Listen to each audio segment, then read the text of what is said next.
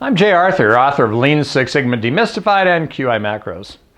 I was looking at one of ASQ's media kit things, and I was kind of surprised, but not really, when I looked at it and noticed that about 80% of the membership is manufacturing, but only 13% was healthcare or other service-related things. But the funny thing about that is that's not how America is employed. Right? 80% of America works in service industries and only 13% work in manufacturing. That means that ASQ has been catering to a very small marketplace. That's the reason there's only 88,000 members. What if we rethought our mission here? Maybe we can help those 80% in service industries, especially healthcare, right? If we could help those people start to figure out how to solve problems, make things better, faster, cheaper. This would be a cool thing, right? How do we create a hassle-free America, hassle-free healthcare?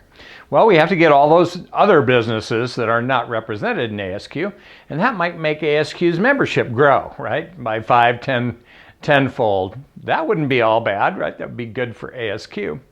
But we haven't been doing that. Now, recently, I wrote a book called Agile Process Innovation, which is about how do we take and scale down what we actually teach in Six Sigma and Lean and, put that in a format that's easier for the people in service industries to implement, because they don't have to know everything. They don't need to know gauge R&R and all that other stuff. They don't got it, right? So how do we do that? And so I put a link at the bottom of this email where you can download my free PDF about this. You can buy a copy on Amazon if you want, but you can download it and get started with how do we start to solve these problems for everyone else. Now in America, manufacturing is a $2 trillion industry. But I got news for you. Healthcare is a $3 trillion industry. So that means all the service industries are huge and could really benefit from the things we teach and the skills that we offer and the software we have to make it happen. And guess what? We're not doing it. All right, so that's my improvement insight for this week.